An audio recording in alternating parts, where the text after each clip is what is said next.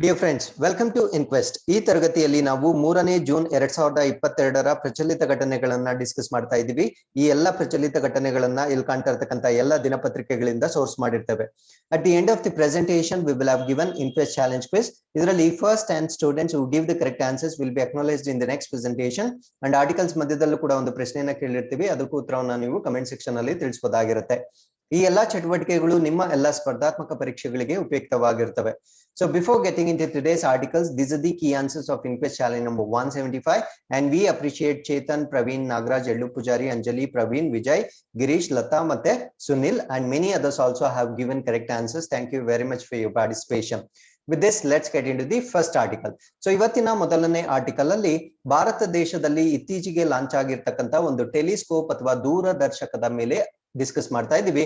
So ಈ ಒಂದು telescope ನ ವಿಶೇಷತೆ ಏನಂದ್ರೆ ಇದು ಏಷ್ಯಾದಲ್ಲಿಯೇ ಲಾರ್ಜೆಸ್ಟ್ ಅಥವಾ ಅತಿ ದೊಡ್ಡ ಟೆಲಿಸ್ಕೋಪ್ ಆಗಿರುತ್ತೆ ಮತ್ತು ಭಾರತ ದೇಶದಲ್ಲಿರ್ತಕ್ಕಂಥ ಮೊದಲ ದ್ರವ ಕನ್ನಡಿ ದೂರದರ್ಶಕ ಅಥವಾ ಫಸ್ಟ್ ಲಿಕ್ವಿಡ್ ಮಿರರ್ ಟೆಲಿಸ್ಕೋಪ್ ಅಂತ ಕರಿತೀವಿ. ಸೊ ಇದನ್ನ ಯಾಕೆ ನಾವು ಲಿಕ್ವಿಡ್ ಮಿರರ್ ಟೆಲಿಸ್ಕೋಪ್ ಅಥವಾ ದ್ರವ ಕನ್ನಡಿ ಅಂತ ಕರಿತೇವೆ ಅಂತ ನಾನು ಫರ್ದರ್ ಎಕ್ಸ್ಪ್ಲೇನ್ ಮಾಡ್ತಾ ಬರ್ತೀನಿ. ಸೊ ಅದಕ್ಕಿಂತ ಮುಂಚೆ ಈ ಒಂದು ಟೆಲಿಸ್ಕೋಪ್ ಅನ್ನ ಎಲ್ಲಿ ಲಾಂಚ್ ಮಾಡಲಾಗಿದೆ ಮತ್ತೆ ಯಾವುದರ ಅಧ್ಯಯನಕ್ಕಾಗಿ ಇದನ್ನ ಲಾಂಚ್ ಮಾಡಲಾಗಿದೆ ಮತ್ತೆ ಇದನ್ನ ಅಭಿವೃದ್ಧಿ ಪಡಿಸಿರ್ತಕ್ಕಂಥ ರಾಷ್ಟ್ರಗಳು ಯಾವ್ದಾವ್ದು ಎಲ್ಲವನ್ನ ಈ ಒಂದು ಆರ್ಟಿಕಲ್ ಅಲ್ಲಿ ನಾವು ಡಿಸ್ಕಸ್ ಮಾಡ್ತಾ ಬರೋಣ. ಸೊ ಇದನ್ನ ಪ್ರಮುಖವಾಗಿ ಹಿಮಾಲಯನ್ ರೇಂಜಸ್ ಅಥವಾ ಹಿಮಾಲಯದ ಶ್ರೇಣಿಗಳಲ್ಲಿ ಇದನ್ನ ಲಾಂಚ್ ಮಾಡಿರ್ತಾರೆ. ಸೊ ಇದರ ಲಾಂಚ್ ಮಾಡಿರ್ತಕ್ಕಂಥ ಪರ್ಪಸ್ ಏನು ಅಂದ್ರೆ ಟು ಸ್ಟಡಿ ಅಬೌಟ್ ಸೂಪರ್ ನೋವೆ ಅಥವಾ ಈ ಸೂಪರ್ ನೋವಾಗಳ ಬಗ್ಗೆ ಡಿಸ್ಕಸ್ ಮಾಡ್ಲಿಕ್ಕೆ. ಸೂಪರ್ ನೋವಾ ಅಂದ್ರೆ ಏನು ಅಂತ ನಾನು ನೆಕ್ಸ್ಟ್ ಸ್ಲೈಡ್ ಅಲ್ಲಿ ಹೇಳ್ತಾ ಬರ್ತೀನಿ. ಅದಾದ್ಮೇಲೆ ಗ್ರಾವಿಟೇಷನಲ್ ಲೆನ್ಸಸ್ ಅಥವಾ ಗುರುತ್ವಾಕರ್ಷಣೆಯ ಮಸೂರಗಳು, ಇದನ್ನು ಕೂಡ ನಾನು ಎಕ್ಸ್ಪ್ಲೇನ್ ಮಾಡ್ತೇನೆ. ಸೊ ಅದಾದ್ಮೇಲೆ ಬಾಹ್ಯಾಕಾಶದಲ್ಲಿರ್ತಕ್ಕಂಥ ಕೆಲವೊಂದು ಡೆಬ್ರಿಗಳು ಮತ್ತೆ ಆಸ್ಟಿರಾಯ್ಡ್ಸ್ ಅಥವಾ ಕ್ಷುದ್ರ ಗ್ರಹಗಳು ಅಂತ ನಾವೇನ್ ಕರಿತೀವಿ, ಸೊ ಇವುಗಳ ಬಗ್ಗೆ ಅಧ್ಯಯನ ಮಾಡ್ಲಿಕ್ಕೆ ಈ ಒಂದು ದೂರದರ್ಶಕವನ್ನ ಲಾಂಚ್ ಮಾಡಿರ್ತವೆ. ಹಾಗಿದ್ರೆ what you mean by supernova? Supernova ಅಂದ್ರೆ ನಮ್ಮ ಒಂದು ನಕ್ಷತ್ರ ಏನಿರುತ್ತೆ, ಸ್ಟಾರ್ ಅಥವಾ ನಕ್ಷತ್ರ ಅಂತ ನಾವೇನ್ ಕರಿತೀವಿ, ಸೊ ಇದಕ್ಕೆ ಒಂದು ಲೈಫ್ ಸೈಕಲ್ ಇರುತ್ತೆ ಅಥವಾ ಒಂದು ಜೀವನ ಚಕ್ರ ಇರುತ್ತೆ. ಸೊ ಈ ಒಂದು ಲೈಫ್ ಸೈಕಲ್ ಅಲ್ಲಿ it undergoes into many changes, ಅಂದ್ರೆ ಸಾಕಷ್ಟು ಬದಲಾವಣೆಗಳಿಗೆ ಇದು ಒಳಪಡುತ್ತೆ. ಸೊ ಅಷ್ಟೆಲ್ಲಾ ಬದಲಾವಣೆಗಳು ಆದ್ಮೇಲೆ ದ ಲಾಸ್ಟ್ ಫೇಸ್ ಆಫ್ ಒಂದು ಲೈಫ್ ಸೈಕಲ್ ಏನಿದೆ, ಅವಾಗ ಈ ಒಂದು ನಕ್ಷತ್ರ ಏನಾಗುತ್ತಂದ್ರೆ ಬ್ಲಾಸ್ಟ್ ಆಗುತ್ತೆ ಅಥವಾ ಸ್ಫೋಟಗೊಳ್ಳುತ್ತೆ. ಸೊ ಈ ಬ್ಲಾಸ್ಟ್ ಅಥವಾ ಸ್ಫೋಟಗೊಂಡಾಗ it releases enormous amount of light and energy, ಅಂದ್ರೆ ಅಗಾಧವಾದ ಬೆಳಕು ಮತ್ತು ಶಕ್ತಿಯನ್ನ ಬಿಡುಗಡೆ ಮಾಡುತ್ತೆ. ಸೊ ಈ ಒಂದು ಬೆಳಕು ಮತ್ತೆ ಶಕ್ತಿ ಏನಿರುತ್ತೆ ನಮ್ಮ ಸೂರ್ಯನಲ್ಲಿ ಬಿಡುಗಡೆ ಆಗ್ತಕ್ಕಂಥ ಲೈಟ್ ಅಥವಾ ಎನರ್ಜಿ ಏನಿರುತ್ತೆ ಅದಕ್ಕಿಂತ ಸಾಕಷ್ಟು ಜಾಸ್ತಿ ಇರುತ್ತೆ. This phase of life cycle of star ನ ನಾವೇನಂತ ಕರಿತೀವಿ ಅಂದ್ರೆ ಸೂಪರ್ ನೋವಾ ಅಂತ ಕರಿತೀವಿ. ಸೊ ಇವಾಗ ಲಾಂಚ್ ಮಾಡಿರ್ತಕ್ಕಂಥ ಒಂದು ಟೆಲಿಸ್ಕೋಪ್ ಏನಿದೆ, ಸೊ ಇದು ಈ ರೀತಿಯ ಸೂಪರ್ ನೋವೆಗಳ ಬಗ್ಗೆ ಸ್ಟಡಿ ಮಾಡ್ಲಿಕ್ಕೆ ಉಪಯೋಗ ಆಗ್ತಕ್ಕಂಥ ಒಂದು ಟೆಲಿಸ್ಕೋಪ್ ಆಗಿರುತ್ತೆ. ಹಾಗಿದ್ರೆ ಇನ್ನೊಂದು ಫೆನಾಮಿನನ್ ಅಥವಾ ಮತ್ತೊಂದು ವಿದ್ಯಮಾನವನ್ನ ಸ್ಟಡಿ ಮಾಡ್ಲಿಕ್ಕೆ ನಾವು ಬಳಸ್ತೇವೆ. ಸೊ ಅದನ್ನ ನಾವು ಗ್ರಾವಿಟೇಷನಲ್ ಲೆನ್ಸ್ ಅಥವಾ ಗುರುತ್ವಾಕರ್ಷಣೆಯ ಮಸೂರ ಅಂತ ಕರಿತೇವೆ. ನಾವು what you mean by gravitational lens? Gravitational lens ಅನ್ನೋದನ್ನ ಈ ಚಿತ್ರದ ಮುಖಾಂತರ ನಾನು ಎಕ್ಸ್ಪ್ಲೇನ್ ಮಾಡ್ತಾ ಬರ್ತೇನೆ. ಫಾರ್ ಎಕ್ಸಾಂಪಲ್, ಇಲ್ಲಿ ಸಣ್ಣದಾಗಿರೋದು this is our earth planet. So ನಮ್ಮ ಒಂದು ಭೂಗ್ರಹವಾಗಿರುತ್ತೆ. ಸೊ ಭೂಗ್ರಹದಿಂದ ನಾವು ಈ ಒಂದು ಟೆಲಿಸ್ಕೋಪ್ ನ ಯೂಸ್ ಮಾಡ್ಕೊಂಡು ಮತ್ತೊಂದು ಗ್ಯಾಲಕ್ಸಿನ ನಾವು ಅಬ್ಸರ್ವ್ ಮಾಡ್ತಾ ಇದ್ದೀವಿ ಅಂತ ತಿಳ್ಕೊಳ್ಳೋಣ. ಸೊ ಗ್ಯಾಲಕ್ಸಿಯನ್ನ ನಾವು ಅಬ್ಸರ್ವ್ ಮಾಡ್ತಾ ಇದ್ದಾಗ, ಸೊ ಯಾವುದೇ ಒಂದು ವಸ್ತುವನ್ನ ನಾವು ಅಬ್ಸರ್ವ್ ಮಾಡಿದಾಗ ಲೈಟ್ ರೇಸ್ ನಮ್ಗೆ ವಸ್ತುಗಳನ್ನ ನೋಡ್ಲಿಕ್ಕೆ ಸಹಾಯ ಮಾಡುತ್ತೆ. ಈ ಒಂದು ಲೈಟ್ ರೇಸ್ ಅಲ್ಲಿ ಇವಾಗ ಎರಡು ಟೈಪ್ಸ್ ಇರುತ್ತೆ. ಒಂದು ಲೈಟ್ ರೇಟ್ ನೇರವಾಗಿ ಬಂದಿರುತ್ತೆ, ಅಂದ್ರೆ ಎಲ್ಲೂ ಕೂಡ ಬೆಂಡ್ ಆಗಿರಲ್ಲ ಅಥವಾ ಬಾಗಿರೋದಿಲ್ಲ. ಸೊ ಇಲ್ಲಿರ್ತಕ್ಕಂಥ ಇನ್ನೊಂದು ಲೈಟ್ ನೀವೇನ್ ಕಾಣ್ತಾ ಇದ್ದೀರಾ, ಸೊ ಅದು ಬೆಂಡ್ ಆಗಿರೋದನ್ನ ನೀವು ನೋಡ್ಬೋದಾಗಿರುತ್ತೆ. ಸೊ ಹಾಗಿದ್ರೆ ಯಾವುದೇ ಒಂದು ಬೆಳಕು ಬೆಂಡ್ ಆಗ್ಲಿಕ್ಕೆ ಕಾರಣ ಏನು ಅಂದ್ರೆ, ಬೆಂಡ್ ಆಗ್ಲಿಕ್ಕೆ ಕಾರಣ ಅದರ ಮಧ್ಯದಲ್ಲಿ ಏನಾದ್ರೂ ವಸ್ತುಗಳು ಬಂದಾಗ ಆ ವಸ್ತುವನ್ನ ದಾಟುವಾಗ ಬೆಳಕಿನ ಕಿರಣ ಏನಾಗುತ್ತೆ ಅದು ಸ್ವಲ್ಪ ಬಾಗುತ್ತದೆ ಅಥವಾ ಬೆಂಡ್ ಆಗುತ್ತದೆ. ಸೊ ಅಲ್ಲಿಗೆ ನಮ್ಗೆ ಏನ್ ಅರ್ಥ ಆಯ್ತು ಅಂದ್ರೆ, ಸೊ ನಾವು ಬೇರೆ ಒಂದು ಗ್ಯಾಲಕ್ಸಿಯನ್ನ ನೋಡ್ತಾ ಇದೀವಿ, ನಾವು ಭೂಮಿ ಮೇಲೆ ನಿಂತ್ಕೊಂಡಿದೀವಿ. So if there is a bending of light, that means there is some object in between, ಅಥವಾ ಭೂಮಿ ಮತ್ತು ಆ ಒಂದು ಗ್ಯಾಲಕ್ಸಿಯ ನಡುವೆ ಯಾವ್ದೋ ಒಂದು ವಸ್ತು ಇದೆ ಅಂತ ನಮ್ಗೆ ಅರ್ಥ ಆಗುತ್ತೆ. ಸೊ ಈ ಒಂದು ಕಾನ್ಸೆಪ್ಟ್ ಅನ್ನ ನಾವು ಗ್ರಾವಿಟೇಷನಲ್ ಲೆನ್ಸ್ ಅಂತ ಕರಿತೀವಿ. Suppose if there is no bending of light, That means that there is no object between planet and any other galaxy that we are observing. So this is the significant, the usefulness of this particular telescope, so that we can identify any objects that are present between Earth and any other galaxy in the universe. So ಅದಾದ್ಮೇಲೆ ಈ bending of light ಏನಿದೆ, ಈ ಒಂದು ಫೆನಾಮಿನನ್ನ ಈ Albert Einstein general theory of relativity ಏನಿದೆ, ಅಥವಾ ಈ Albert Einstein ರವರ ಸಾಪೇಕ್ಷತಾ ಸಿದ್ಧಾಂತ ಅಂತ ನಾವೇನ್ ಕರಿತೀವಿ, ಸೊ ಅದರಲ್ಲೂ ಕೂಡ ಈ ಬೆಳಕಿನ ಬಾಗುವಿಕೆಯ ಬಗ್ಗೆ ಇವರು ಎಕ್ಸ್ಪ್ಲೇನ್ ಮಾಡಿರ್ತಾರೆ. ಸೊ ಇಷ್ಟು ಸ್ಟಡಿ ಮಾಡ್ಲಿಕ್ಕೆ, ಮೇಜರ್ ಆಗಿ ಇವೆರಡು ಫೆನಾಮಿನನ್ ಗಳನ್ನ ಸ್ಟಡಿ ಮಾಡ್ಲಿಕ್ಕೆ ಈ ಟೆಲಿಸ್ಕೋಪ್ ಅನ್ನ ನಾವು ಬಳಸ್ತೇವೆ. ಹಾಗಿದ್ರೆ ಎಕ್ಸಾಕ್ಟ್ಲಿ ಇದನ್ನ ಎಲ್ಲಿ ಕಮಿಷನ್ ಮಾಡಿದ್ದಾರೆ ಅಂದ್ರೆ ದೇವಸ್ಥಲ್, ಉತ್ತರಾಖಂಡದಲ್ಲಿರ್ತಕ್ಕಂಥ ದೇವಸ್ಥಲ್ ಅನ್ನೋ ಒಂದು ಪ್ರದೇಶದಲ್ಲಿ ಇದನ್ನ ಲಾಂಚ್ ಮಾಡಿರ್ತಾರೆ. ಸೊ ಇದು ಏಷ್ಯಾದಲ್ಲಿನೇ ಅತ್ಯಂತ ದೊಡ್ಡದು ಮತ್ತು ಭಾರತದಲ್ಲಿರ್ತಕ್ಕಂಥ ದ್ರವ ಕನ್ನಡಿ ಆಗಿರ್ತಕ್ಕಂಥ ಒಂದು ಟೆಲಿಸ್ಕೋಪ್ ಆಗಿರುತ್ತೆ. ಸೊ ಇದನ್ನ ಬಿಲ್ಡ್ ಮಾಡಿರ್ತಕ್ಕಂಥವ್ರು ಯಾರು? ಸೊ ಬಿಲ್ಡ್ ಮಾಡಿರ್ತಕ್ಕಂಥ ರಾಷ್ಟ್ರಗಳಲ್ಲಿ 3 ರಾಷ್ಟ್ರಗಳು ಪಾಲ್ಗೊಳ್ತವೆ. ಸೊ ಒಂದು ನಮ್ಮ ದೇಶ ಭಾರತ, ಇನ್ನೊಂದು ಬೆಲ್ಜಿಯಂ ಮತ್ತೆ ಕೆನಡಾ ರಾಷ್ಟ್ರಗಳು ಒಟ್ಟಿಗೆ ಸೇರಿ ಇದನ್ನ ಬಿಲ್ಡ್ ಮಾಡಿರ್ತಾರೆ. ಸೊ ಈ ಒಂದು ಟೆಲಿಸ್ಕೋಪ್ ಅಲ್ಲಿ ಇರ್ತಕ್ಕಂಥ ಮಿರರ್, ಆ ಒಂದು ಮಿರರ್ ಸ್ಪೆಸಿಫಿಕೇಶನ್ಸ್ ಹೇಳೋದಾದ್ರೆ, it is 4 metre diameter rotating mirror made up of a thin film of liquid mercury. So ಈ ಒಂದು ಮಿರರ್ ಏನಿದೆ, ಈ ಟೆಲಿಸ್ಕೋಪ್ ಅಲ್ಲಿ ಬಳಸ್ತಾ ಇರ್ತಕ್ಕಂಥ ಒಂದು ಕನ್ನಡಿ ಏನಿದೆ, ಸೊ ಆ ಒಂದು ಕನ್ನಡಿಯನ್ನ ಪಾದರಸದ ತೆಳುವಾದ ಫಿಲ್ಮ್ ಗಳಿಂದ ಮಾಡಲ್ಪಟ್ಟಿರುತ್ತೆ. ಸೊ ಈ ಪಾದರಸ ಅಂತಕ್ಕಂಥದ್ದು ಲಿಕ್ವಿಡ್ ಮೆಟಲ್ ಆಗಿರೋದ್ರಿಂದ ಈ ಒಂದು ಟೆಲಿಸ್ಕೋಪ್ ಗೆ ನಾವು ಲಿಕ್ವಿಡ್ ಮಿರರ್ ಟೆಲಿಸ್ಕೋಪ್ ಅಂತ ಕರಿತೀವಿ. So this is the reason why it is called so.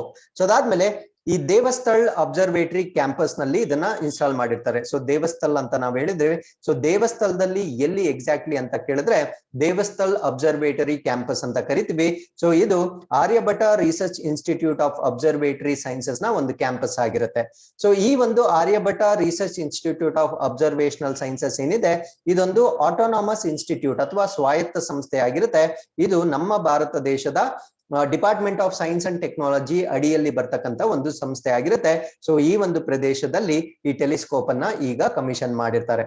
So with this let's get into the second article. This is about railway ಸಚಿವಾಲಯಕ್ಕೆ ಸಂಬಂಧಪಟ್ಟಂತೆ ಒಂದು ಹೊಸ ಇನಿಷಿಯೇಟಿವ್ ನ ಲಾಂಚ್ ಮಾಡಿರ್ತಾರೆ. ಈ ಇನಿಷಿಯೇಟಿವ್ ನ ನಾವು ಆಪರೇಷನ್ ಮಹಿಳಾ ಸುರಕ್ಷಾ ಅಂತ ಕರಿತೀವಿ. ಹೆಸರೇ ಹೇಳೋ ಹಾಗೆ ಈ ಮಹಿಳೆಯರು ಟ್ರೈನ್ಸ್ ಅಲ್ಲಿ ಏನ್ ಟ್ರಾವೆಲ್ ಮಾಡ್ತಾ ಇರ್ತಾರೆ, ಸೊ ಅವರಿಗೆ ಸುರಕ್ಷತೆಯನ್ನ ಒದಗಿಸ್ತಕ್ಕಂಥ ಒಂದು ಕೆಲಸವಾಗಿರುತ್ತೆ. ಸೊ ಹಾಗಿದ್ರೆ ಈ ಆಪರೇಷನ್ ಮಹಿಳಾ ಸುರಕ್ಷಾ ಯಾವುದಕ್ಕೆ ಸಂಬಂಧಪಟ್ಟಿದ್ದು ಅಂತ ನಿಮ್ಗೆ ಪ್ರಶ್ನೆ ಕೇಳಿದ್ರೆ, ಸೊ ರೈಲ್ವೇಸ್ ನಲ್ಲಿ ಟ್ರಾವೆಲ್ಸ್ ಮಾಡ್ತಾ ಇರ್ತಕ್ಕಂಥ ಮಹಿಳೆಯರಿಗ ಒಂದು ಸೇಫ್ಟಿ ಮತ್ತು ಸೆಕ್ಯೂರಿಟಿನ ಎನ್ಶೋರ್ ಮಾಡ್ತಕ್ಕಂಥ ಒಂದು ಉಪಕ್ರಮವಾಗಿರುತ್ತೆ. ಹಾಗಿದ್ರೆ ಇದೇ ಒಂದು ಫಸ್ಟ್ ಉಪಕ್ರಮವಾಗಿರುತ್ತಾ to maintain their safety and security? ಇಲ್ಲ, ಇದಕ್ಕಿಂತ ಮುಂಚೆ ರೀಸೆಂಟ್ ಆಗಿ ಒಂದು ಹೊಸ ಇನಿಷಿಯೇಟಿವ್ ನ ಸ್ಟಾರ್ಟ್ ಮಾಡಿರ್ತಾರೆ. ಸೊ ಅದನ್ನ ನಾವು ಮೇರಿ ಸಹೇಲಿ ಅಂತ ಕರಿತೀವಿ. ಸೊ ಮೇರಿ ಸಹೇಲಿಯಲ್ಲೂ ಕೂಡ ಇವಾಗ ಲೋನ್ ವಿಮೆನ್ ಅಥವಾ ಒಬ್ಬಂಟಿಯಾಗಿ ಟ್ರಾವೆಲ್ ಮಾಡ್ತಾ ಇರ್ತಕ್ಕಂಥ ಮಹಿಳೆಯರು ಏನಿರ್ತಾರೆ, ಸೊ ಅವ್ರ ಜೊತೆ ಪೊಲೀಸ್ ಕಾನ್ಸ್ಟೇಬಲ್ ನ ಅಸೋಸಿಯೇಟ್ ಮಾಡ್ಲಾಗುತ್ತೆ. ಸೊ ಈ ಒಂದು ಸುರಕ್ಷತಾ ಕ್ರಮವನ್ನ ನಾವು ಮೇರಿ ಸಹೇಲಿ ಅಂತ ಕರಿತೀವಿ. ಸೊ ಅದ್ರ ಜೊತೆ ಇವಾಗ ಈ ಒಂದು ಆಪರೇಷನ್ ಮಹಿಳಾ ಸುರಕ್ಷಾ ಅನ್ನೋದನ್ನ ರೈಲ್ವೆ ಡಿಪಾರ್ಟ್ಮೆಂಟ್ ಅಡಿಯಲ್ಲಿ ಅಥವಾ ಮಿನಿಸ್ಟ್ರಿ ಅಡಿಯಲ್ಲಿ ಲಾಂಚ್ ಮಾಡಿರ್ತಾರೆ. So with this we have come to the third article. This is about a day. So ಇದನ್ನ ನಾವು ವರ್ಲ್ಡ್ ಬೈಸಿಕಲ್ ಡೇ ಅಥವಾ ವಿಶ್ವ ಬೈಸಿಕಲ್ ದಿನ ಅಂತ ಕರಿತೀವಿ. ಸೊ ಈ ಒಂದು ದಿನವನ್ನ ನಾವು ministry of youth affairs and sports ನ ಅಡಿಯಲ್ಲಿ ಸೆಲೆಬ್ರೇಟ್ ಮಾಡ್ತಾ ಇದೀವಿ. ಸೊ ಈ ಒಂದು ಬೈಸಿಕಲ್ ಡೇ ಅನ್ನೋದು ಪ್ರತಿ ವರ್ಷ ನಾವು 3ನೇ ಜೂನ್ನೇ ತಾರೀಕು ಸೆಲೆಬ್ರೇಟ್ ಮಾಡ್ತಕ್ಕಂಥ ಒಂದು ದಿನವಾಗಿರುತ್ತೆ. ಸೊ ಈ ಒಂದು ದಿನದ ಒಂದು ಅವಶ್ಯಕತೆ ಏನು ಅಂದ್ರೆ, ಈ ಸೈಕ್ಲಿಂಗ್ ನ ಮಹತ್ವ ಏನು ಅನ್ನೋದನ್ನ ತಿಳಿಪಡಿಸ್ಲಿಕ್ಕೆ ಮಾಡ್ತಾ ಇರ್ತಕ್ಕಂಥ ಒಂದು ದಿನವಾಗಿರುತ್ತೆ. ಸೊ ಇದರ ಮೇಜರ್ ಅಡ್ವಾಂಟೇಜ್ ಏನು ಅಂದ್ರೆ, ನಮ್ಮ ಒಂದು ಕಾರ್ಬನ್ ಫುಟ್ ಪ್ರಿಂಟ್ ಏನಿದೆ ಅಥವಾ ಈ ಒಂದು ಇಂಗಾಲ ಹೊರಸೂಸುವಿಕೆ ಏನಿದೆ, ಆಬ್ವಿಯಸ್ಲಿ ಸೈಕ್ಲಿಂಗ್ ಇಂದ ಕಡಿಮೆ ಆಗ್ತಕ್ಕಂಥ ಎಲ್ಲ ಒಂದು ಪಾಸಿಬಿಲಿಟೀಸ್ ಇರುತ್ತೆ. ಹಾಗಿದ್ರೆ ಈ ಇಂಟರ್ನ್ಯಾಷನಲ್ ವರ್ಲ್ಡ್ ಬೈಸಿಕಲ್ ಡೇ ಬಗ್ಗೆ ಇನ್ನೂ ಹೆಚ್ಚಿನ ಮಾಹಿತಿಯನ್ನ ತಿಳ್ಕೊಳ್ಳೋದಾದ್ರೆ, ಇದನ್ನ ಏಪ್ರಿಲ್ 2018 ಅಲ್ಲಿ ಅಂದ್ರೆ ಬಹಳ ರೀಸೆಂಟ್ ಆಗಿ ಯುನೈಟೆಡ್ ನೇಷನ್ ಜನರಲ್ ಅಸೆಂಬ್ಲಿಯಲ್ಲಿ ಜೂನ್ 3ನೇ ತಾರೀಕು ವಿಶ್ವ ಅಥವಾ ಅಂತಾರಾಷ್ಟ್ರೀಯ ಬೈಸಿಕಲ್ ದಿನವಾಗಿ ಆಚರಣೆ ಮಾಡಲಿಕ್ಕೆ ಅಂಗೀಕಾರ ಮಾಡಲಾಗಿರುತ್ತೆ. This resolution recognizes the uniqueness, longevity and versatility of the bicycles. ಅಂದ್ರೆ ಆ ಬೈಸಿಕಲ್ ಗಳ ವಿಶಿಷ್ಟತೆ ಏನು ಅನ್ನೋದನ್ನ ಈ ಒಂದು ರೆಸಲ್ಯೂಷನ್ ಅಲ್ಲಿ ಹೈಲೈಟ್ ಮಾಡಲಾಗಿರುತ್ತೆ. ಸೊ ಅದಾದ್ಮೇಲೆ ಈ ಬೈಸಿಕಲ್ ಅಂತಕ್ಕಂಥದ್ದು it is simple, affordable, reliable and clean and environmental friendly. ಅಂದ್ರೆ ಅದು ಅಷ್ಟೊಂದು ದುಬಾರಿ ಅಲ್ಲ, ಮತ್ತೆ ಅದಕ್ಕಿಂತ ಪ್ರಮುಖವಾಗಿ ಇದು ನಮ್ಮ ಒಂದು ಪರಿಸರಕ್ಕೆ ಪರಿಸರಕ್ಕೆ ತುಂಬಾ ಹೆಲ್ಪ್ಫುಲ್ ಆಗಿರ್ತಕ್ಕಂಥ ಒಂದು ಮೆಥಡ್ ಆಫ್ ಟ್ರಾನ್ಸ್ಪೋರ್ಟೇಷನ್ ಆಗಿರುತ್ತೆ. So with this we have come to the fourth article. This is about NISAR to arrive in India by February 2023. ಅಂದ್ರೆ ಈ ನಿಸಾರ್ ಅಂತಕ್ಕಂಥದ್ದು ಏನು ಅಂತ ಎಕ್ಸ್ಪ್ಲೇನ್ ಮಾಡ್ತೀನಿ. ಈ ನಿಸಾರ್ನ ನಮ್ಮ ಭಾರತ ದೇಶದ ನಾಸಾ ಅಮೆರಿಕದ ನಾಸಾ ಮತ್ತು ಭಾರತ ದೇಶದ ಇಸ್ರೋ ಇಬ್ರು ಕೂಡ ಜಂಟಿಯಾಗಿ ಡೆವಲಪ್ ಮಾಡಿರ್ತಕ್ಕಂಥ ಒಂದು ಇನಿಷಿಯೇಟಿವ್ ಆಗಿರುತ್ತೆ. ಸೊ ಈ ಒಂದು ಇನಿಷಿಯೇಟಿವ್ ನ ಔಟ್ಪುಟ್ ಏನಿರುತ್ತೆ ಅದು ಭಾರತ ದೇಶಕ್ಕೆ ಫೆಬ್ರವರಿ 2023ಕ್ಕೆ ತಲುಪುತ್ತೆ. ಹಾಗಿದ್ರೆ ವಾಟ್ ಯು ಮೀನ್ ಬೈ ಅಥವಾ what is the full form of NISAR ಅಂತ ಕೇಳಿದ್ರೆ NASA ISRO synthetic aperture radar ಅಂತ ಕರಿತೀವಿ. ಸೊ ಇದೊಂದು ರಡಾರ್ ಆಗಿರುತ್ತೆ. ಸೊ ಇದು ಕಂಪ್ಲೀಟ್ ಆಗಿ ಡೆವಲಪ್ ಆದ್ಮೇಲೆ ಮುಂದಿನ ವರ್ಷ ಫೆಬ್ರವರಿಗೆ ಇದು ಭಾರತವನ್ನ ತಲುಪಲಿದೆ. So the radar payload of Nisar the ambitious joint space project. ನಾನು ಮುಂಚೆನೆ ಹೇಳಿದಾಗೆ ನಮ್ಮ ದೇಶದ ಇಸ್ರೋ ಮತ್ತೆ ಅಮೆರಿಕ ದೇಶದ ನಾಸಾ ಏನಿದೆ ಇವರಿಬ್ಬರ ಒಂದು ಜಂಟಿ ಉಪಕ್ರಮವಾಗಿರುತ್ತೆ. ಸೊ ಈ ಒಂದು ಉಪಕ್ರಮದ ಮೇನ್ ಅಡ್ವಾಂಟೇಜಸ್ ಏನು ಅಂದ್ರೆ this will help scientists to study aspects like the structural changes on the surface of the earth, climate change and prediction of hazardous events. ಅಂದ್ರೆ ಈ ಭೂಮಿಯ ಮೇಲ್ಮೈ ಮೇಲೆ ಆಗ್ತಕ್ಕಂಥ ಬದಲಾವಣೆಗಳನ್ನ ಸ್ಟಡಿ ಮಾಡ್ಲಿಕ್ಕೆ ಮತ್ತೆ ಹವಾಮಾನದಲ್ಲಿ ಆಗ್ತಕ್ಕಂಥ ಬದಲಾವಣೆಗಳನ್ನ ಸ್ಟಡಿ ಮಾಡ್ಲಿಕ್ಕೆ ಮತ್ತೆ ಅಪಾಯಕಾರಿ ಘಟನೆಗಳ ಮುನ್ಸೂಚನೆ, ಫಾರ್ ಎಕ್ಸಾಂಪಲ್ ಲ್ಯಾಂಡ್ ಸ್ಲೈಡ್ ಇರ್ಬೋದು, ಸೈಕ್ಲೋನ್ಸ್ ಇರ್ಬೋದು, ಈ ರೀತಿಯಾಗಿ ಯಾವುದೇ ಡಿಸಾಸ್ಟರಸ್ ಇವೆಂಟ್ಸ್ ಇರುತ್ತೆ ಸೊ ಅದನ್ನ ಸ್ಟಡಿ ಮಾಡ್ಲಿಕ್ಕೆ ಬಳಸ್ತಾ ಇರ್ತಕ್ಕಂಥ ಒಂದು ರೆಡಾರ್ ಇದಾಗಿರುತ್ತೆ. ಸೊ ಈ ಒಂದು ನಿಸಾರ್ದು ಫುಲ್ ಫಾರ್ಮ್ ನಾನು ಆಲ್ರೆಡಿ ಹೇಳಿರ್ತೀನಿ. ಸೊ ಇದನ್ನ ಎಲ್ಲಿ ಡೆವಲಪ್ ಮಾಡ್ತಾ ಇದ್ದಾರೆ ಅಂದ್ರೆ ಇದನ್ನ ಕ್ಯಾಲಿಫೋರ್ನಿಯಾ, USA ಕ್ಯಾಲಿಫೋರ್ನಿಯಾದಲ್ಲಿ ಬರ್ತಕ್ಕಂಥ ಪಸಾಡೇನಾ ಅನ್ನೋ ಒಂದು ಸ್ಥಳದಲ್ಲಿ ಈ ನಿಸಾರನ್ನ ಈಗ ಪ್ರಸ್ತುತವಾಗಿ ಡೆವಲಪ್ ಮಾಡ್ತಾ ಇದ್ದಾರೆ.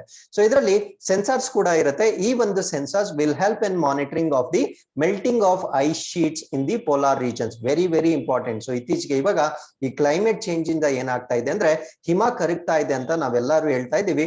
ಬಟ್ ಹಿಮ ಏನು ಕರಗ್ತಾ ಇದೆ, ಎಕ್ಸಾಕ್ಟ್ ರೀಸನ್ ಏನು ಅದನ್ನ ಸ್ಟಡಿ ಮಾಡ್ಲಿಕ್ಕೆ ಇದರಲ್ಲಿರ್ತಕ್ಕಂಥ ಸೆನ್ಸಾರ್ಗಳು ನಮ್ಗೆ ಸಹಾಯ ಮಾಡುತ್ತೆ. ಸೊ ಎನ್ವಿರಾನ್ಮೆಂಟ್ ರಿಲೇಟೆಡ್ ಏನಾದ್ರೂ ಎಸ್ ಬಂದಾಗ ವೇ ಫಾರ್ವರ್ಡ್ ಅಲ್ಲಿ ಡೆಫಿನೆಟ್ಲಿ ನಾವು ನಿಸಾರ್ ಬಗ್ಗೆ ಕಂಪಲ್ಸರಿ ಬರೀಬಹುದಾಗಿರುತ್ತೆ. ಸೊ ಅದಾದ್ಮೇಲೆ ಈ ಒಂದು ಈ ಎನ್ವಿರಾನ್ಮೆಂಟ್ ಚೇಂಜ್ ಇಂದ ಆಗ್ತಕ್ಕಂಥ ಹಜಾರ್ಡ್ಸ್ ಬಗ್ಗೆ ಕೂಡ ನಾವು ಸ್ಟಡಿ ಮಾಡಬಹುದಾಗಿರುತ್ತೆ. ಅದಾದ್ಮೇಲೆ determination of total biomass which will have application in agriculture and biodiversity, ಅಥವಾ ಈ ಕೃಷಿ ಮತ್ತು ಜೀವ ವೈವಿಧ್ಯತೆಯಲ್ಲಿ ಅನ್ವಯವಾಗ್ತಕ್ಕಂಥ ಈ ಜೀವರಾಶಿ ಏನಿದೆ ಸೊ ಅದ್ರ ಬಗ್ಗೆ ಕೂಡ ಸ್ಟಡಿ ಮಾಡ್ಲಿಕ್ಕೆ ಈ ಒಂದು ರೆಡಾರ್ ನ ನಾವು ಬಳಸಬಹುದಾಗಿರುತ್ತೆ. And this will also help in water management. ಅಂದ್ರೆ ಈ ಒಂದು ನೀರಿನ ನಿರ್ವಹಣೆ ಮಾಡ್ಲಿಕ್ಕೂ ಕೂಡ ನಾವು ಇದನ್ನ ಯೂಸ್ ಮಾಡಬಹುದಾಗಿರುತ್ತೆ. ಯಾಕಂದ್ರೆ ಈ ಭೂಮಿಯ ಮೇಲ್ಮೈ ಮೇಲೆ ಈ ನೀರ್ ಅಂತಕ್ಕಂಥದ್ದು ತುಂಬಾ ಬದಲಾವಣೆ ಆಗ್ತಾ ಇರತಕ್ಕಂತ ಇತ್ತೀಚೆಗೆ ಒಂದು ಸಂಪನ್ಮೂಲವಾಗಿರುತ್ತೆ. ಅದಾದ್ಮೇಲೆ ಈ earth system observatory will have many applications in the field of surface biology, geology, aerosols ಮತ್ತೆ mass change. ಅಂದ್ರೆ ನಾವು ಇಷ್ಟೊತ್ತು ಏನ್ ಡಿಸ್ಕಸ್ ಮಾಡಿದ್ವಿ ಅವುಗಳ ಅಡ್ವಾಂಟೇಜಸ್ ಜೊತೆಗೆ ಈ ಒಂದು ಅಬ್ಸರ್ವೇಟರಿನ ಮೇಲ್ಮೈ ಜೀವಶಾಸ್ತ್ರ, ಭೂವಿಜ್ಞಾನ ಮತ್ತೆ ಏರೋಸಾಲ್ಸ್ ಅಂದ್ರೆ it is suspension of solid particles ಮತ್ತೆ ಲಿಕ್ವಿಡ್ ಪಾರ್ಟಿಕಲ್ಸ್ ಇನ್ ಏರ್ ಅಂತ ಕರಿತೀವಿ. ಸೊ ಅದನ್ನ ನಾವು ಏರೋಸಾಲ್ಸ್ ಅಂತ ಕರಿತೀವಿ. ಇದನ್ನ ಸ್ಟಡಿ ಮಾಡ್ಲಿಕ್ಕೆ ಮತ್ತೆ ಮಾಸ್ ಚೇಂಜಸ್ ಏನಿರುತ್ತೆ ಅಂದ್ರೆ ಸಾಮೂಹಿಕವಾಗಿ ಆಗ್ತಕ್ಕಂಥ ಬದಲಾವಣೆಗಳನ್ನು ಕೂಡ ಸ್ಟಡಿ ಮಾಡ್ಲಿಕ್ಕೆ ನಾವು ಬಳಸಬಹುದಾಗಿರುತ್ತೆ. So with this we have come to the fifth article. This is about MSME ಗೆ ಸಂಬಂಧಪಟ್ಟಂತೆ ಒಂದು ಸ್ಕೀಮ್. ಬಟ್ MSME ಗೆ ಸಂಬಂಧಪಟ್ಟಂತೆ ಥ್ರೂಔಟ್ ದಿ ಇಂಡಿಯಾಗೆ ಇದು ಅಪ್ಲಿಕಬಲ್ ಆಗೋದಿಲ್ಲ. ಬರೀ ಈಶಾನ್ಯ ಪ್ರದೇಶಗಳಿಗೆ ಅಪ್ಲಿಕಬಲ್ ಆಗ್ಲಿಕ್ಕೆ MSE ಗಳಿಗೆ ಸಂಬಂಧಪಟ್ಟಂತೆ ಕೆಲವೊಂದು ಮಾಡಿಫಿಕೇಶನ್ಸ್ ಅನ್ನ ಮಾಡಿರ್ತಾರೆ. ಸೊ ಅದ್ರ ಬಗ್ಗೆ ನಾವು ಡಿಸ್ಕಸ್ ಮಾಡ್ತಾ ಬರೋಣ. ಆ ಒಂದು ಸ್ಕೀಮ್ ನ ನಾವೇನಂತ ಕರಿತೀವಿ ಅಂದ್ರೆ promotion of MSMEs in north eastern region and Sikkim. ಅಂದ್ರೆ ಈ ಒಂದು ಈಶಾನ್ಯ ಪ್ರದೇಶಗಳು ಮತ್ತು ಸಿಕ್ಕಿಂ ನಲ್ಲಿ MSMEಗಳ ಉತ್ತೇಜನಕ್ಕಾಗಿ ಮಾಡಿರ್ತಕ್ಕಂಥ ಒಂದು ಕಾರ್ಯಕ್ರಮ ಅಥವಾ ಇನಿಷಿಯೇಟಿವ್ ಏನಿರುತ್ತೆ ಸೊ ಅದರಲ್ಲಿ ಸಾಕಷ್ಟು ಬದಲಾವಣೆಗಳನ್ನ ಮಾಡ್ಕೊಂಡಿರ್ತಾರೆ ಅಥವಾ ಇನ್ನೂ ಇಂಪ್ರೂವೈಸ್ ಮಾಡ್ಕೊಂಡಿರ್ತಾರೆ. ಸೊ ಈ ಬದಲಾವಣೆಗೊಂಡಿರ್ತಕ್ಕಂಥ ಒಂದು ಇನಿಷಿಯೇಟಿವ್ ಏನಿದೆ ಇದು ಮುಂದಿನ ಫಿನಾನ್ಷಿಯಲ್ ಕಮಿಷನ್ ಏನಿದೆ ಅಂದ್ರೆ 15 ಹಣಕಾಸಿನ ಆಯೋಗ 2021-22ರಿಂದ 25-26ರವರೆಗೆ ಏನು ಜಾರಿಯಲ್ಲಿರುತ್ತೆ ಆ ಒಂದು ಸಮಯದಲ್ಲಿ ಈ ಸ್ಕೀಮ್ ಅನ್ನ ಇಂಪ್ಲಿಮೆಂಟ್ ಮಾಡ್ತಾರೆ. ಸೊ ಈ ಸ್ಕೀಮ್ ನ ಪ್ರಮುಖ ಉದ್ದೇಶ ಏನಂದ್ರೆ to provide financial support for enhancing the productivity and competitiveness as well as capacity building. ಅಂದ್ರೆ ಈ ಒಂದು ಈಶಾನ್ಯ ರಾಜ್ಯಗಳಲ್ಲಿ ಈ MSMEಗಳಿಗೆ ಸಂಬಂಧಪಟ್ಟಂತೆ ಅವರ ಉತ್ಪಾದಕತೆಯನ್ನ ಹೆಚ್ಚು ಮಾಡ್ತಕ್ಕಂಥದ್ದು, ಅಲ್ಲಿರ್ತಕ್ಕಂಥ ಈ ಇಂಡಸ್ಟ್ರಿಗಳ ಸ್ಪರ್ಧಾತ್ಮಕತೆಯನ್ನ ಹೆಚ್ಚು ಮಾಡ್ತಕ್ಕಂಥದ್ದು ಮತ್ತು ಅವರ ಸಾಮರ್ಥ್ಯ ವರ್ಧನೆ ಅಂದ್ರೆ ಸೊ ಅವರ ಒಂದು ಪ್ರೊಡಕ್ಷನ್ ಕೆಪಾಸಿಟಿನ ಇನ್ಕ್ರೀಸ್ ಮಾಡ್ತಕ್ಕಂಥದ್ದು. ಇವೆಲ್ಲ ಇನಿಷಿಯೇಟಿವ್ಸ್ ನ ಮಾಡ್ಲಿಕ್ಕೆ ಅವರಿಗೆ ಬೇಕಾಗಿರ್ತಕ್ಕಂಥ ಎಕನಾಮಿಕ್ ಸಪೋರ್ಟ್ ಅಥವಾ ಆರ್ಥಿಕ ಬೆಂಬಲವನ್ನ ನೀಡ್ತಕ್ಕಂಥದ್ದು ಈ ಒಂದು ಸ್ಕೀಮ್ ನ ಪ್ರಮುಖ ಉದ್ದೇಶವಾಗಿರುತ್ತೆ.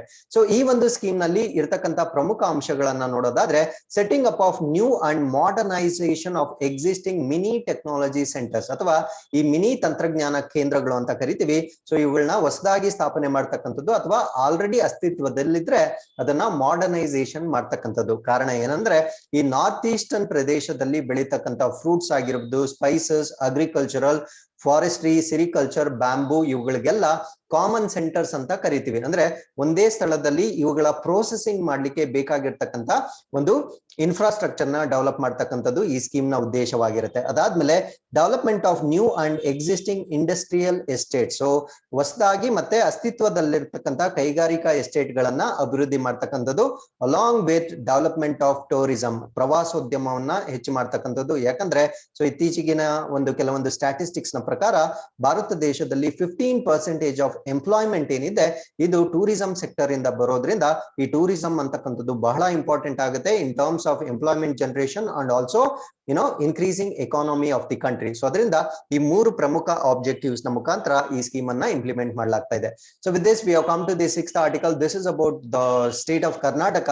Karnataka's new Anubhava Mantapa project. So Karnataka ರಾಜ್ಯದಲ್ಲಿ ಹೊಸ ಅನುಭವ ಮಂಟಪವನ್ನ ಪ್ರಾಜೆಕ್ಟ್ ನ ಅಪ್ರೂವ್ ಮಾಡಿರ್ತಾರೆ.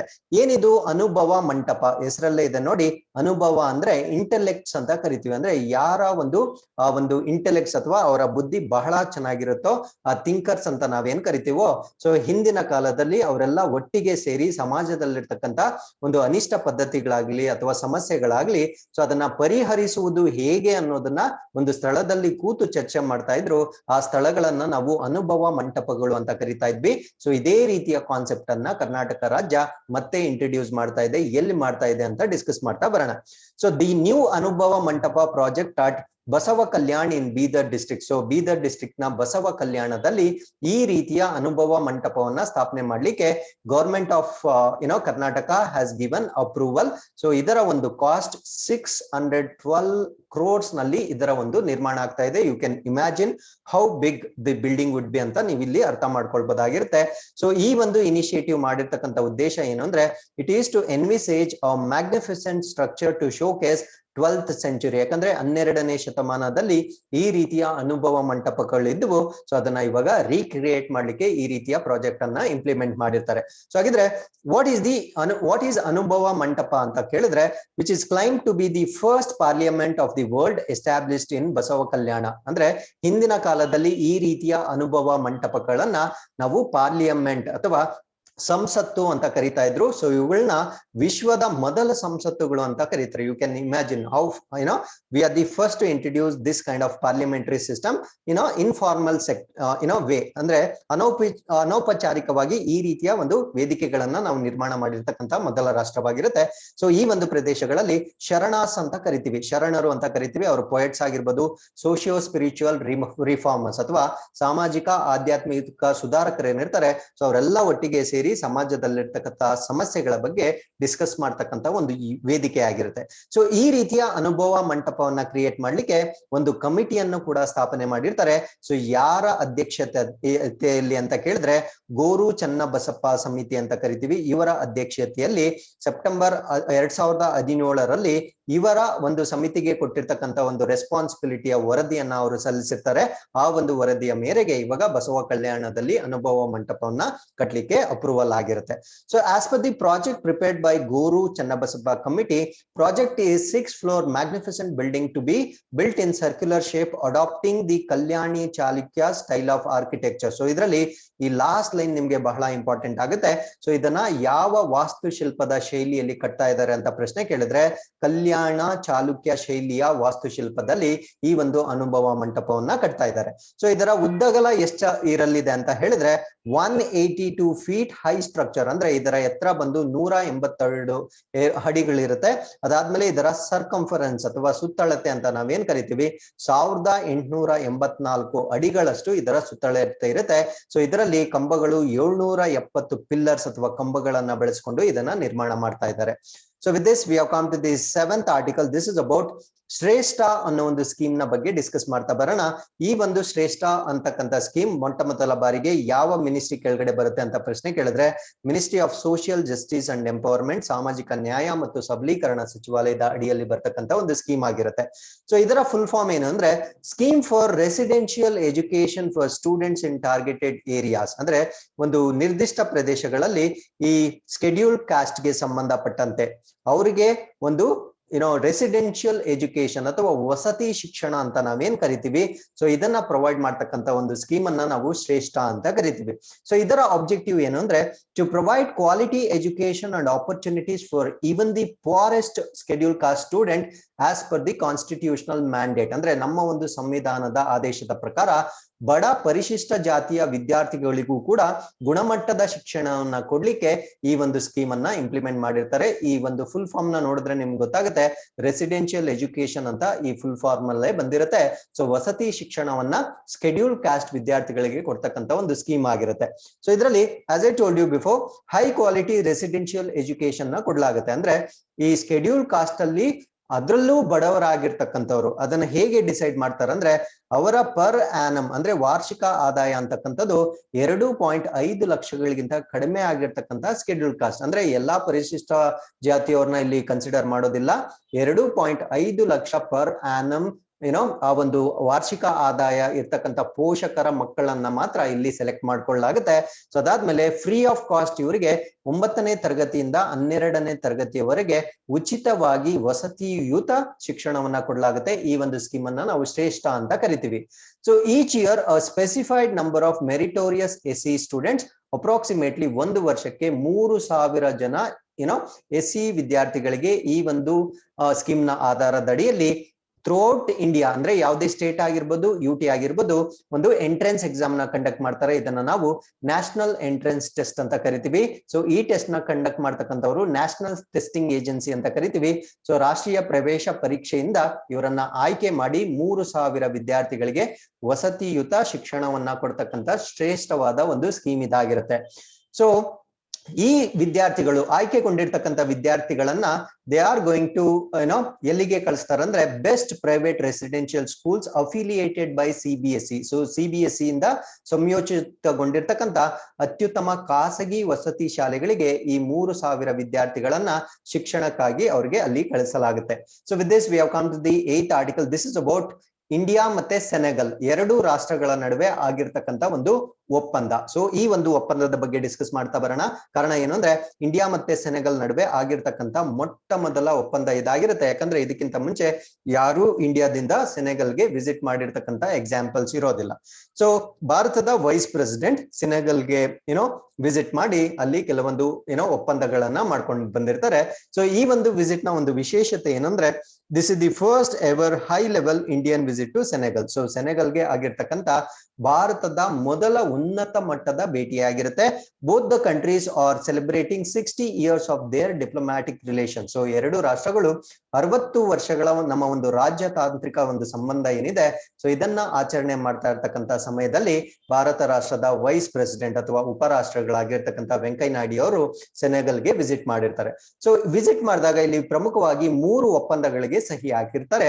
ಸೊ ಮೊದಲ ಒಪ್ಪಂದ ಏನು ಅಂದ್ರೆ MOU pertains to visa free regime for diplomatic ಮತ್ತೆ ಅಫಿಷಿಯಲ್ ಪಾಸ್ಪೋರ್ಟ್ ಹೋಲ್ಡರ್ಸ್. ಅಂದ್ರೆ ಎಲ್ಲಾ ಪ್ರಜೆಗಳಿಗೂ ಅಲ್ಲ, ಪ್ರಮುಖವಾಗಿ ರಾಜತಾಂತ್ರಿಕವಾಗಿ ಮತ್ತೆ ಅಧಿಕೃತ ಪಾಸ್ಪೋರ್ಟ್ ಹೊಂದಿರತಕ್ಕಂಥವ್ರಿಗೆ ವೀಸಾ ಮುಕ್ತವಾಗಿ ಸೆನೆಗಲ್ಗೆ ವಿಸಿಟ್ ಮಾಡ್ಲಿಕ್ಕೆ ಪರ್ಮಿಷನ್ ನ ಕೊಡ್ತಕ್ಕಂಥದ್ದು. ಎರಡನೇದು ಬಂದು ಕಲ್ಚರಲ್ ಎಕ್ಸ್ಚೇಂಜ್ ಪ್ರೋಗ್ರಾಮ್, ಅಂದ್ರೆ ನಮ್ಮ ದೇಶದ ಸಂಸ್ಕೃತಿ ಮತ್ತು ಆ ದೇಶದ ಸಂಸ್ಕೃತಿಗಳನ್ನ ವಿನಿಮಯ ಮಾಡ್ತಕ್ಕಂಥ ಕಾರ್ಯಕ್ರಮಗಳು. ಮತ್ತೆ ಮೂರನೇದನ್ನ ನಾವು ಎನ್ಹಾನ್ಸ್ ಬೈಲ್ಯಾಟ್ರಲ್ ಕೋಆಪರೇಷನ್ ಇನ್ ಯೂತ್ ಮ್ಯಾಟರ್ಸ್, ಅಂದ್ರೆ ಯುವಕರಿಗೆ ಸಂಬಂಧಪಟ್ಟಂತೆ ದ್ವಿಪಕ್ಷೀಯ ಸಹಕಾರವನ್ನ ಉತ್ತೇಜನ ಮಾಡ್ತಕ್ಕಂಥದ್ದು. ಕಾರಣ ಏನು ಅಂದ್ರೆ 2 ರಾಷ್ಟ್ರಗಳಲ್ಲಿ ಯೂತ್ ಪಾಪ್ಯುಲೇಷನ್ ಅಥವಾ ಯಂಗ್ ಪಾಪ್ಯುಲೇಷನ್ ಇರ್ತಕ್ಕಂಥದ್ದು ಬಹಳ ಜಾಸ್ತಿ ಇರುತ್ತೆ. ಸೊ ಅದರಿಂದ ಈ ನಾಲೆಜ್ ಶೇರಿಂಗ್ ಮಾಡೋದ್ರಿಂದ ನಮ್ಮ ದೇಶದಲ್ಲಿರ್ತಕ್ಕಂಥ ಯೂತ್ ನಾವು ಬೆಟರ್ ರಿಸೋರ್ಸ್ ಆಗಿ ಯೂಸ್ ಮಾಡ್ಕೊಳ್ಳಿಕ್ಕೆ ನಮ್ಗೆ ಬಹಳ ಹೆಲ್ಪ್ ಆಗುತ್ತೆ. ಅದೇ ರೀತಿ ಸೆನೆಗಲ್ ನಲ್ಲಿರ್ತಕ್ಕಂಥ ಯೂತ್ ಗೆ ಭಾರತ ದೇಶದ ಕೆಲವೊಂದು ಇನಿಷಿಯೇಟಿವ್ಸ್ ಅಥವಾ ಕೆಲವೊಂದು ಸಜೆಷನ್ಸ್ ಏನಿರುತ್ತೆ ಅದು ಆ ರಾಷ್ಟ್ರಕ್ಕೂ ಕೂಡ ಸಹಾಯ ಆಗ್ತಕ್ಕಂಥ ಎಲ್ಲ ಒಂದು ಸಾಧ್ಯತೆಗಳಿರುತ್ತೆ. ಹಾಗಿದ್ರೆ ಸೆನೆಗಲ್ ಅಂತಕ್ಕಂಥದ್ದು ಈ ನಾರ್ತ್ ಅಮೆರಿಕದಲ್ಲಿ ಬರ್ತಕ್ಕಂಥ ಒಂದು ರಾಷ್ಟ್ರವಾಗಿರುತ್ತೆ. ಇಲ್ಲಿ ನೀವು ನೋಡ್ಬೋದು. ಸೊ ಈ ಸ್ಮಾಲ್ ಪ್ಯಾಚ್ ಏನಿದೆ ಸೊ ಇದನ್ನ ನಾವು ಸೆನೆಗಲ್ ಅಂತ ಕರಿತೀವಿ. ಸೊ ಇದನ್ನ ನಾವು ಎಕ್ಸ್ಪ್ಯಾಂಡ್ ಮಾಡಿದಾಗ ಅಂದ್ರೆ ಸೆನೆಗಲ್ ನ ಆಸ್ ಅ ಕಂಟ್ರಿ ಕಂಪ್ಲೀಟ್ ಆಗಿ ತೆಗೆದುಕೊಂಡಾಗ ಸೆನೆಗಲ್ ನ ಕ್ಯಾಪಿಟಲ್ ಸಿಟಿ ಯಾವುದು ಅಂದ್ರೆ ಡಾಕರ್ ಅಂತ ನಿಮ್ಗೆ ಗೊತ್ತಿರ್ಬೇಕಾಗಿರುತ್ತೆ. ಸೆನೆಗಲ್ ಸುತ್ತುವರೆದಿರ್ತಕ್ಕಂಥ ರಾಷ್ಟ್ರಗಳು ಅಥವಾ ಬಾರ್ಡರ್ ಕಂಟ್ರೀಸ್ ಅಂತ ನಾವೇನ್ ಕರಿತೀವಿ ಯಾವ್ದ್ಯಾವ್ದು ಅಂದ್ರೆ ಮರಿಷಿಯಾನ, ಮಾಲಿ ಮತ್ತೆ ಇಲ್ಲಿ ಗಿನಿ ನೋಡ್ಬೋದು. ಅದಾದ್ಮೇಲೆ ಗಿನಿಯಾ ಬಿಸು ಅಂತ ಕರಿತೀವಿ. ಈ 4 ರಾಷ್ಟ್ರಗಳನ್ನ ಇದು ಬಾರ್ಡರ್ ಆಗಿರುತ್ತೆ. ಸೊ ಅದಾದ್ಮೇಲೆ ಸೆನೆಗಲ್ ನಲ್ಲಿರ್ತಕ್ಕಂಥ ಪ್ರಮುಖವಾದ ರಿವರ್ ನ ನಾವು ಇಲ್ಲಿ ಕಾಣಿಸ್ತಾ ಇದೆ. ಸೊ ಇದನ್ನ ನಾವು ಗ್ಯಾಂಬಿಯಾ ರಿವರ್ ಅಂತ ಕರಿತೀವಿ. ಅದಾದ್ಮೇಲೆ ಅಟ್ಲಾಂಟಿಕ್ ಓಷನ್ ಕೂಡ ಇಲ್ಲಿ ಬರುತ್ತೆ. ಹಾಗಿದ್ರೆ ಈ ಒಂದು ಆರ್ಟಿಕಲ್ ಗೆ ಸಂಬಂಧಪಟ್ಟಂತೆ ನಾವು ಕೇಳ್ತಾ ಇರ್ತಕ್ಕಂಥ ಪ್ರಶ್ನೆ ಏನಂದ್ರೆ ಸೆನೆಗಲ್ ಕ್ಯಾಪಿಟಲ್ ನ ನಾವೇ ಹೇಳಿದೀವಿ ಇದನ್ನ ಡಾಕರ್ ಅಂತ ಕರಿತೀವಿ. ಅದ್ ಬಿಟ್ಟು ಸೆನೆಗಲ್ ನ ಸುತ್ತು ಇರ್ತಕ್ಕಂಥ ರಾಷ್ಟ್ರಗಳು ಈ 4 ರಾಷ್ಟ್ರಗಳ ಕ್ಯಾಪಿಟಲ್ ಸಿಟೀಸ್ ಯಾವ್ದ್ಯಾವ್ದು ಅಂತ ನೀವು ಕಮೆಂಟ್ ಸೆಕ್ಷನ್ ಅಲ್ಲಿ ನಮ್ಗೆ ತಿಳಿಸಬಹುದಾಗಿರುತ್ತೆ. ಹಾಗಿದ್ರೆ ಸೆನೆಗಲ್ ನ ಪ್ರಮುಖವಾದ ಪ್ರೆಸಿಡೆಂಟ್ ಯಾರಾಗಿರ್ತಾರೆ ಅಂದ್ರೆ ಮ್ಯಾಕಿ ಸಾಲ್ ಅವರು ಆಗಿರ್ತಾರೆ. ಸೊ ಇದರ ಅಧಿಕೃತ ಭಾಷೆ ಬಂದು ಫ್ರೆಂಚ್ ಆಗಿರುತ್ತೆ. ಅದಾದ್ಮೇಲೆ ಇದರ ಕರೆನ್ಸಿ ಬಂದು ವೆಸ್ಟರ್ನ್ ಆಫ್ರಿಕನ್ ಫ್ರಾಂಕ್ ಅಂತ ಕರಿತೀವಿ. ಸೊ ಇಷ್ಟು ಮಾಹಿತಿ ನಮಗೆ ಸೆನೆಗಲ್ ಬಗ್ಗೆ ಗೊತ್ತಿರಬೇಕಾಗಿರುತ್ತೆ. ಸೊ ಇಲ್ಲಿಗೆ ಇವತ್ತಿನ ಎಲ್ಲಾ ಪ್ರಚಲಿತ ಘಟನೆಗಳು ಕಂಪ್ಲೀಟ್ ಆಗಿರುತ್ತೆ. With this we have come to Inquest challenge number 176. You can just pause the video, go through the questions and give us the answers. Once again, I'll meet you tomorrow with tomorrow's current affairs. Till then, keep reading, be safe. Thank you very much for watching.